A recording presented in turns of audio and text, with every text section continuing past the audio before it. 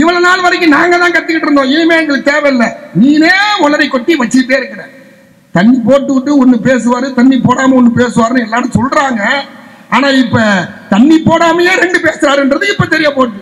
பெரியாரை எழுத்து பேசுற நீ, சாம்பார் பசங்க மாதிரி பின்னாடி பெடர் அடிச்சு ஓடுற நீ பெரியார பேசக்கூடாது. தமிழ்நாடு தமிழருக்கு என்று முழங்கிய தந்தை பெரியாரின் முழக்கத்தை முன்வைக்க நீ தயாரா?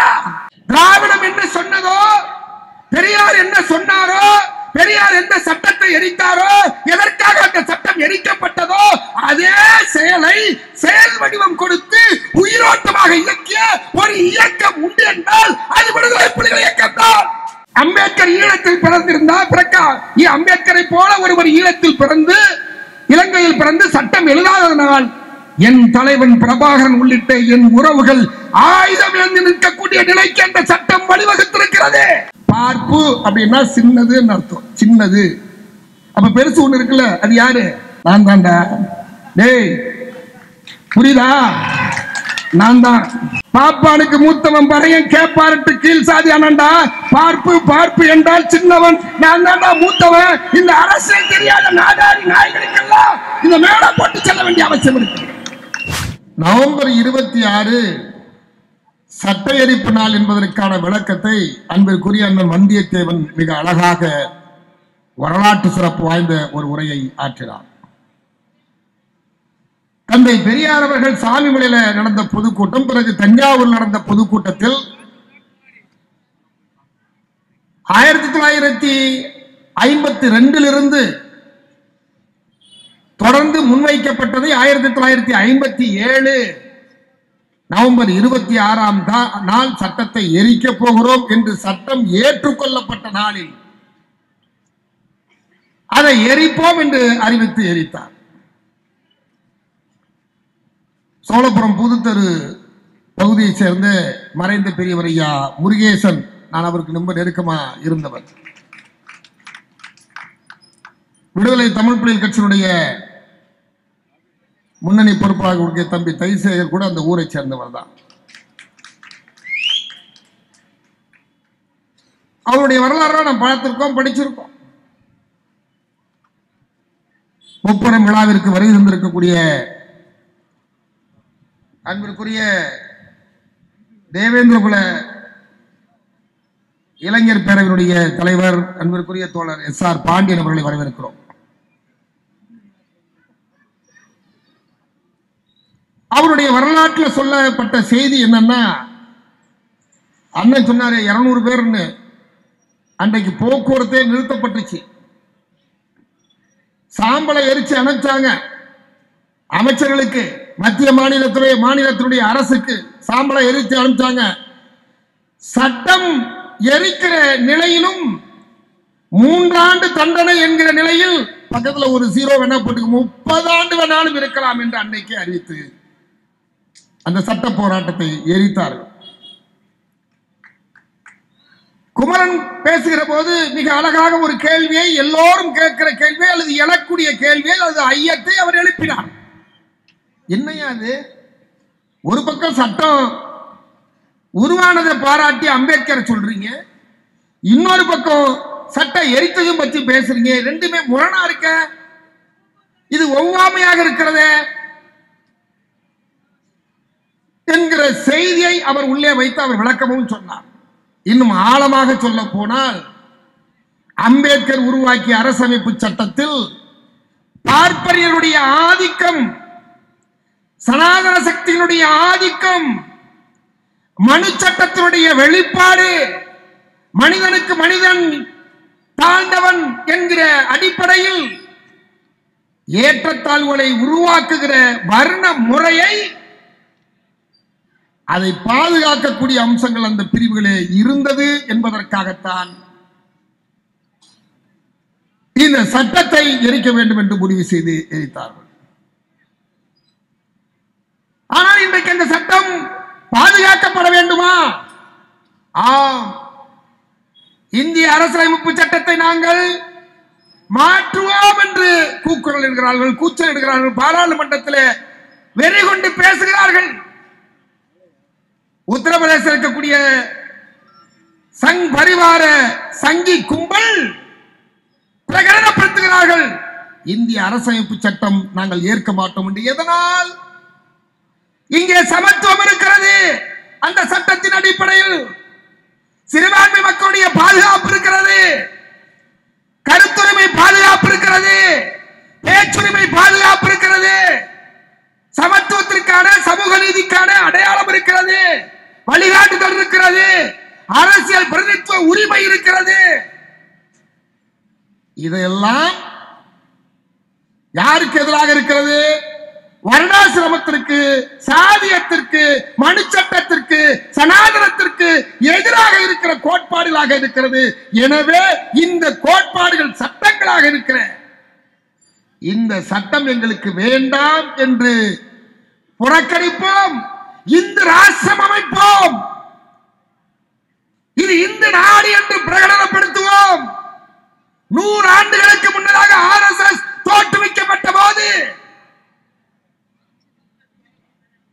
இது இந்து ராஷ்டிரமாக அறிவிக்கப்படும், இந்து நாடாக அறிவிக்கப்படும் என்று முழங்கினோம். அதே முழக்கத்தை 100 ஆண்டு கழித்து அரசமைப்பு சட்டம் வழியாக சட்ட திருத்தத்தோடு நிலைநாட்டுவதற்கு துடிக்கிறார்கள். எனவேதான் இன்னைக்கு இது மேடை போட்டு நான் இன்னைக்கு பேசுறேன்ல, எல்லோரும் பேசுறோமே, அதை உட்கார்ந்து பாக்குறீங்கல்ல, காவல்துறை அனுமதி கொடுத்திருக்கல, இந்த உரிமை அரசமைப்பு சட்டத்திலே வழங்கப்பட்டிருக்கிறது. அதைத்தான் தான் பாதுகாக்க வேண்டும் என்று நாங்கள் விரும்புகிறோம்.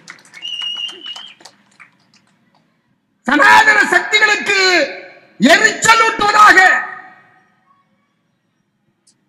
எப்படியாவது இந்த அரசமைப்பு சட்டம் தான் தடையாக இருக்கிறது என்பதை அவர்கள் உணர்ந்து அந்த சட்டத்தை நிர்மூலமாக்க துடிக்கிறார்கள்.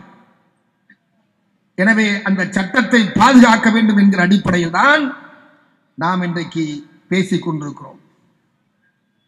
அம்பேத்கர் சட்டம் எழுதுறப்ப அவருடைய கால் வலி தாங்க முடியாம வீங்க தொடங்கிருச்சு. அப்பெல்லாம் அவருக்கு நீரிழிவு நோய் என்று சொல்லுகிற அந்த சுகர், அதுக்கப்புறம் பிரஷர், ரத்த அழுத்த நோய் ரெண்டுமே சேர்ந்து அவருக்கு வந்து உடல்நிலை குன்றிருக்கிறாரு.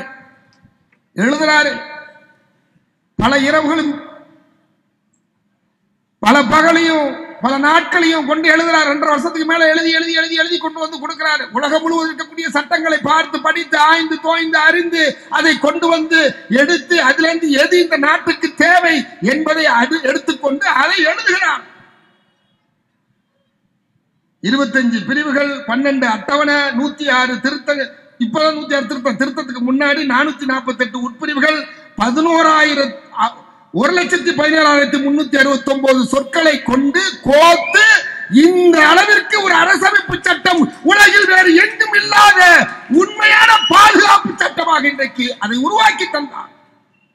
ஒரு கால் வீங்கிறோம், மேசை மேல தூக்கி வைக்கணும், இந்த பக்கம் கயிறு கட்டி தொங்கும், இந்த காலு மேசையில கட்டி மேல கயிறுல இருக்கும், இந்த கயிறு அவுத்துட்டு இந்த காலு வீங்கி தொங்கிருக்க காலு வீங்கின காலை மீண்டும் இந்த காலை தூக்கி டேபிள்ல வச்சு கயிறை வச்சு கட்டிட்டு இந்த காலை இறக்கிட்டு இந்த கயிறை பிடிச்சுக்கிட்டு பல இரவுகள் பல நாட்கள் எழுதி கொடுத்த அந்த சட்டம் அவர்கள் கண்ணை உறுத்துகிறது. ஏன்? இது இந்து நாடாக அறிவிக்க வேண்டும் என்பதற்காகத்தான். அதனால்தான் இந்த சட்டத்தை வழங்கிய நாளை நாங்கள் ஏற்றுக்கொள்கிறோம். அதே நேரத்தில் வாடகை குதிரையில் அமர்ந்து இந்த சட்டம் எரிக்கக்கூடிய நிலை வந்தால் முதலாவது ஆளாக வந்து நான் இந்த சட்டத்தை எரிப்பேன் என்று சொன்னாரே, ஏன் அந்த சொற்களை அவர் சொன்னார்? சனாதனவாதிகளின் பிடியிலே இந்த சட்டம் எந்த அளவிற்கு இறுக்கமாக இருந்தது என்பதை உணர்ந்துதான் அதை சொன்னார். பெண்களுக்கு சொத்துரிமை சட்டம் இல்ல, பெண்களை சமமான நடத்தல, தீண்டாமை இருக்கிறது, சாதிய வெறியாட்டம், அந்த வேறுபாடு இருக்கிறது. எனவே இதையெல்லாம் எப்படி உருவாக்குவது, எப்படி பாதுகாப்பது என்று அவர் முழங்கிய போதுதான் இதை சொன்னார்.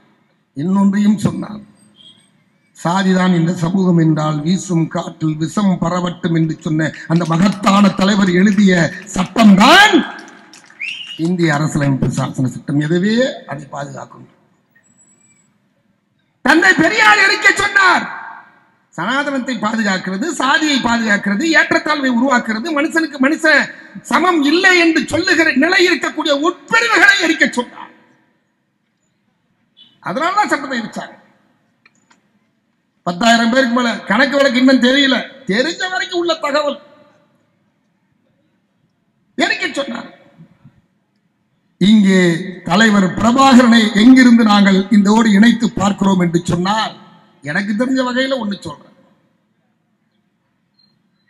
விடுதலை புலிகள் அமைப்பை உருவாக்கப்பட்ட பிறகு அந்த விடுதலை புலிகள் அமைப்பு உருவாகி வளர்ச்சி பெற்று வருகிற நிலையில் ஏனைய பிற அமைப்புகள் 6-7 அமைப்புகள் இருக்கிற அந்த சூழலில் ஏற்கனவே இருந்த அமைப்புகளுக்குள்ளாக சாதிய முரண்பாடுகள் வெளிப்பட்ட நிலையில் தமிழ்நாட்டை விட இலங்கையில், ஈழத்தில் தமிழர்கள் இருக்கக்கூடிய பகுதியில் சாதி மிக கூர்மையாக இருந்த காரணத்தினால் அந்த சாதிய மேலாதிக்க உயர் சாதி அழுத்தத்தை ஏற்றுக்கொள்ள முடியாமல் அது அமைப்புக்குள்ளே சீரழிக்கிறது.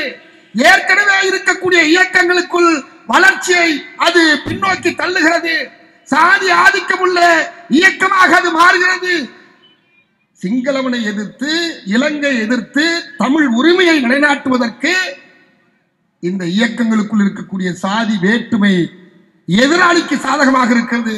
இந்த இயக்கங்களை உடைத்தவர்களால் என்ற அடிப்படையில் தான் சமத்துவத்தை கொண்டு வந்து நிலைநிறுத்துவதற்காக அவர் தொடர்ந்து முயற்சி செய்கிறார். அதுல பல சிக்கல் வருது வரலாற்றுல. அப்படி வரப்ப ஒரு ஒன் மேன் ஆர்மி மாதிரி ஒருவர் அவர் எடுக்கிற முடிவுக்கு முன்னாடி எல்லோரும் சேர்ந்து எடுக்கக்கூடிய முடிவு இருக்கக்கூடிய நிலையில சில சாதி அடிப்படையில் செயல்பட்ட சில பேரை நீக்க வேண்டும் என்று முடிவு வருகிறது. அப்பொழுது பிறகு பார்க்கலாம் என்கிற பிறகுதான் எப்படி தந்தை பெரியார் முடிவெடுத்தார் அந்த முடிவை தலைவர் பிரபாகரன் எடுக்கிறார். ஏறக்குறைய 1.25 வருடம் இயக்கத்தை விட்டு பிரிந்திருக்கக்கூடிய சூழல் இருந்தது. தெரியும், 1.25 வருஷம் இயக்கத்தை விட்டு பிரிந்திருந்தார், செயல்படாமல் இருந்தார். இந்த தீர்மானத்துக்கு முதல்ல பதில சொல்லுங்க. நமக்குள்ள சாதி இருந்துச்சுன்னா வீழ்த்திடுவான், ஏற்றத்தாழ்வு இருந்தா எதிராளிக்கு ஈஸியா போயிடும். அவனுடைய உளவு பிரி உள்ள வந்து வேலை செஞ்சு நம்மளை தின்னுட்டு போயிடுவான், புதைச்சிட்டு போயிடுவான், எரிச்சிட்டு போயிடுவான் என்று சாதி ஆதிக்கத்திற்கு எதிராக தலைவர் பிரபாகரன் இயக்கம் கட்டிய தொடக்க நாளிலேயே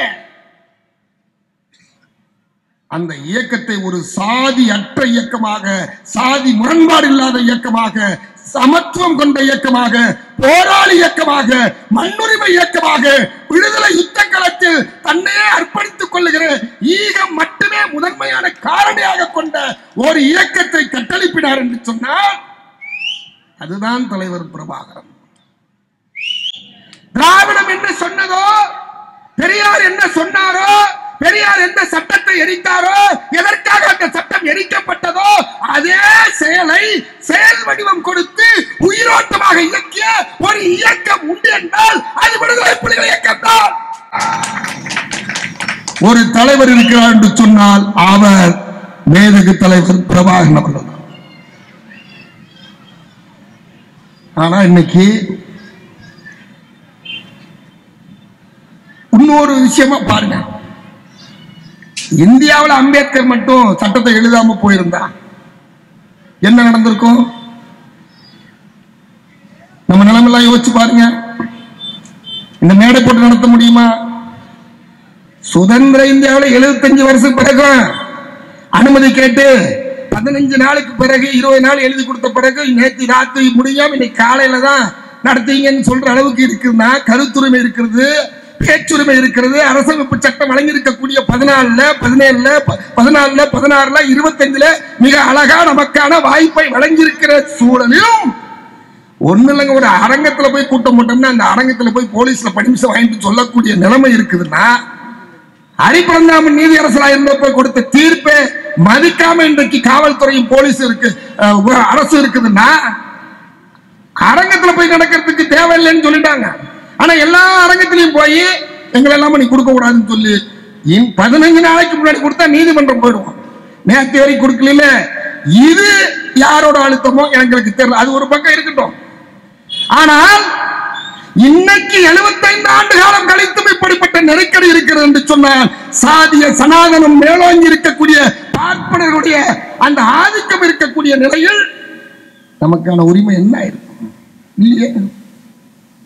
இலங்கையில அம்பேத்கர் போல ஒருவர் சட்டம் எழுதாத காரணத்தினால்தான் இலங்கையில் தமிழர்களுக்கும் ஈழத்தமிழராக இருக்கக்கூடிய தமிழர்களுக்கும் சிங்களவர்களுக்குமான இந்த மண் உரிமை அடிப்படையில் கூடிய அந்த நாட்டில் சிங்களவன் உயர்வாக கருதப்படுகிறான், இரண்டாம் தர மக்களாக குடிமக்களாக தமிழர்கள் நடத்தப்படுகிறார்கள் என்று சொன்னால் இந்திய அரசமைப்பு சட்டம் வழங்கி இருக்கக்கூடிய சமத்துவம், சமூக நீதி இந்த மண்ணில் பிறந்த எவரும், அது ஆணா இருந்தாலும் பெண்ணா இருந்தாலும், பாலின அடிப்படையிலாக இருந்தாலும் சரி, மொழி அடிப்படையிலாக சரி, இன அடிப்படையிலாக இருந்தாலும் சரி, அல்லது மதம் சாதி எதுவாக இருந்தாலும் சரி, எல்லா வேற்றுமைக்கும் மத்தியில எல்லோருக்கும் இங்க உரிமை உண்டு என்கிற சட்டம் இருக்கிற காரணத்தினால் நான் ஆயுதம் தூக்காமல் இங்கே பேசிக் கொண்டிருக்கிறேன்.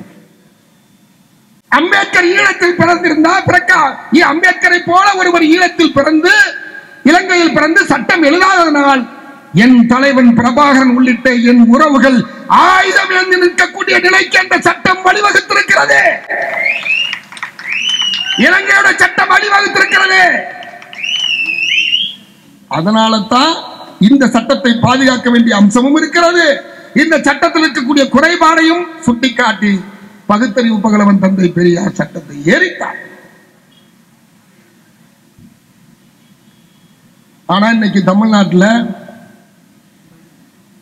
இந்த டாபிக்கை நான் மாற்ற கூடாதுன்னு நினைக்கிறேன். சில கூட்டம்லாம் உட்கார்ந்துக்கிட்டு பெரியார் என்ன திராவிட என்ன செஞ்சது, சுப்பிரமணிய சாமி என்ன சொன்னாரு, இன்டர்நேஷனல் படையா அப்படின்னு யாரை பார்த்து சொன்னாரு, தலைவர் பிரபாகரனை பார்த்து சொன்னாரு, குமரன் சொன்னாரு.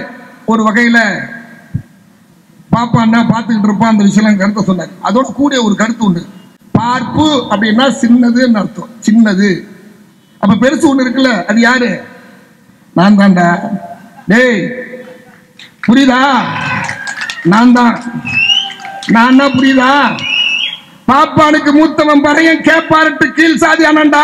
பார்ப்பு பார்ப்பு என்றால் சின்னவன், நான் தான்டா மூத்தவன். இந்த அரசியல் தெரியாத நாடாரி நாய்களுக்கெல்லாம் இந்த மேடை போட்டு செல்ல வேண்டிய அவசியம் இருக்கு.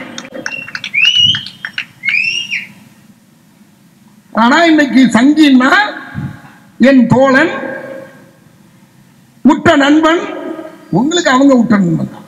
உங்க வாயாலே வந்துருச்சப்பா 167 ஷேர் பண்ணிட்டு ஒப்புதல் வாக்குமூலம். இவ்வளவு நாள் வரைக்கும் நாங்க தான் கத்திக்கிட்டு இருந்தோம், இனிமே எங்களுக்கு தேவையில்லை. நீனே உளறி கொட்டி வச்சுட்டே இருக்கிற. தண்ணி போட்டு விட்டு ஒண்ணு பேசுவாரு, தண்ணி போடாம ஒண்ணு பேசுவாருன்னு எல்லாரும் சொல்றாங்க. ஆனா இப்ப தண்ணி போடாமையே 2 பேசுறாருன்றது இப்ப தெரிய போட்டு. நாம் தமிழர் கட்சி அவங்க முன்வைக்கிற அரசியல் சமூக சமத்துவத்திற்கு எதிரானது என்பதை நாங்கள் இந்த நேரத்தில் முன்வைத்து சொல்ல வேண்டிய அவசியமும் தேவையும் இருக்கிறது. அதனாலதான் இன்னைக்கு நாங்கள் பேசிட்டு இருக்கோம். நான் ஒன்றை மட்டும் உறுதியாக சொல்ல கடமைப்பட்டிருக்கிறேன். சாதி அடிப்படையில் இருக்கக்கூடிய இந்த வேற்றுமலை களைவதற்கு, சமூக சமத்துவத்தை உருவாக்கி சமூக நீதியை பெற்றுத் தருவதற்கு திராவிடம் என்ன செஞ்சிச்சுன்னு கேட்டால கேட்கிறீங்கல்ல, அதுதான் கருவாட்டு சாம்பார்னு சொல்றாங்க. இந்த கருவாட்டு சாம்பாருக்கு இன்னொரு விளக்கம் கூட இருக்கு. மீன் தான் கருவாடாகும், மீன் கருவாடு 2 ஒண்ணுதான். ஆனா தமிழ்லேருந்துன்னு சொல்றீங்கள, அது சாம்பாரு, நீங்க கருவாடு. கருவாட்டு சாம்பார் நாங்கன்னு சொல்றீங்களே, இப்ப யார் கருவாட்டு சாம்பாரு? அவன் தானப்பா சாம்பாரு. நீ கருவாடு தானே, நீ மீனா வறுத்துட்டு போ, கருவாடு வந்துட்டு போ. நீ கருவாடு, அவன் சாம்பாரு. கருவாட்டு சாம்பார்னா நீயா நானா? நீயா நானா? திராவிடம்னாலும் தமிழ் தேசியம்னாலும் சமத்துவம்னாலும் சமூக நீதினாலும் நாங்க எல்லாரும் ஒண்ணுதான். நாங்க மீனாவும் இருப்போம், கருவாடு இருப்போம். நாங்க உங்க பக்கத்துல உங்களுக்கு மத்தியில கவிச்சு தாண்டா. கருப்பு உங்களுக்கு பிடிக்காது, கவிச்சு உங்களுக்கு பிடிக்காது, கருப்பை தள்ளி வைப்பீங்க. நாங்க கருப்பு தான். ஆனா உங்களை மாதிரி நாங்க கருவாட்டு சாம்பார் கிடையாது.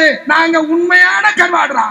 உண்மையான மீன்டா எங்க மேல கவிச்சிருக்கோம். ஏன்னா உழைப்புக்கு சொந்தக்காரர்கள், உழைக்கிற கூட்டம். உழைக்காத உனக்கு சப்பக்கட்டு கட்டிக்கிட்டு சாதி ஆதிக்கத்தை வெளிப்படுத்தக்கூடிய, சாதி இறுக்கத்தை வெளிப்படுத்தக்கூடிய, சாதி பெருமை என்கிற குடிப்பெருமையை பேசக்கூடிய உங்களுக்கு இனி தமிழ்நாட்டில் சவுக்கடி தொடர்ந்து விழுந்து கொண்டே இருக்கும் என்று இந்த நேரத்தில் சொல்லி, தமிழ் தேசிய கூட்டணியினுடைய நோக்கம் சமூக சமத்துவத்தை உருவாக்குகிற திராவிடத்தை பாதுகாப்போம், தமிழ் தேசியத்தை பாதுகாப்போம். வன்னியரசு மிக அழகாக சொன்னார், நீ இந்து ராஷ்டிரம் என்று அமைத்தால் அமைச்சிட்டு போ, இருக்க உனக்கு வரவங்க நிறைய இருக்கலாம் வச்சுக்க போ, எங்களுக்கு தமிழ் தேசம் என்கிற தனி தமிழ்நாடு வேண்டும். தந்தை பெரியார் சொன்னார், இது தனி நாடுடா.